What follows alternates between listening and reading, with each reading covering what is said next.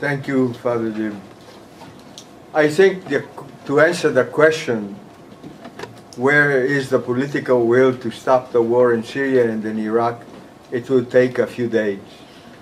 But I will try to make a couple of observations that might be useful to open the meeting of this afternoon. The war in Syria is a symbol of the instability of the Middle East. After 4 years of violence, 220,000 persons killed, 10 million forcibly uprooted people, and extensive destruction, there seems to be no sign of a solution. Although many declarations have been made and meetings held expressing sympathy for the suffering of the Syrian people and the intention to put an end to violence, no agreement has been reached, and the bombings and killing continue. In some ways, this is a proxy war to decide on which power will exercise the most influence in the region.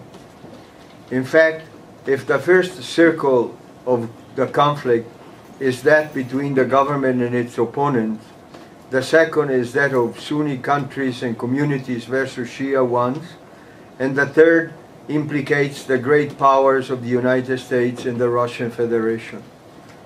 The complexity of interests challenges any attempt to dialogue and arrive at a ceasefire and putting an end to the violence. The emotional outflow provoked by the massive wave of refugees and asylum seekers reported in detail in the media distracts and diverts public opinion from looking at the root causes. As Chaldean Patriarch Luis Rafael Sacco stated in a recent interview, this question cannot be dealt with in a sentimental or superficial way.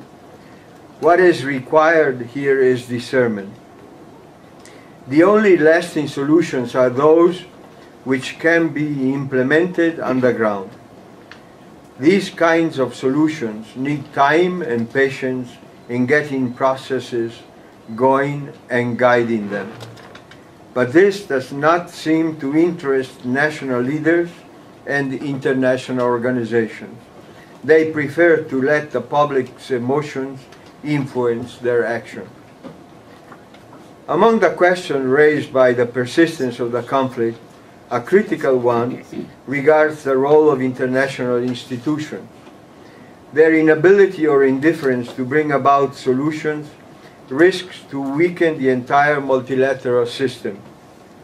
Arms and volunteers continue to arrive to the so-called Islamic State, the sale of whose oil permits to pay for them. A journalist noted, "It is kept secret that most of the current events are the consequence of international intervention policy." With a touch of irony, he added, "Western governments use a proven strategy, arming of fanatical rebels in order to get rid of unwanted rulers. The fact that this always happens at the expense of the civilian population is predictable, but obviously accepted. It is a hard statement, but difficult to disprove." Looking ahead, the temptation of cynicism should be overcome.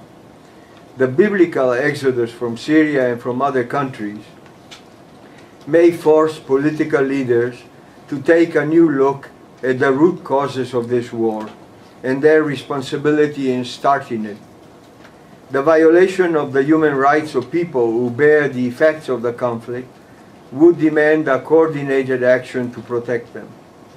The whole issue of the responsibility to protect and the conditions involved for such action should be revisited by the international community. Stopping the suffering of people must be the priority. People come before power struggles and competition for influence. Every person counts in her God-given dignity and inherent rights. Let's hope that reason may still prevail, and all the concerned parties may open their heart to a constructive dialogue. Thank you.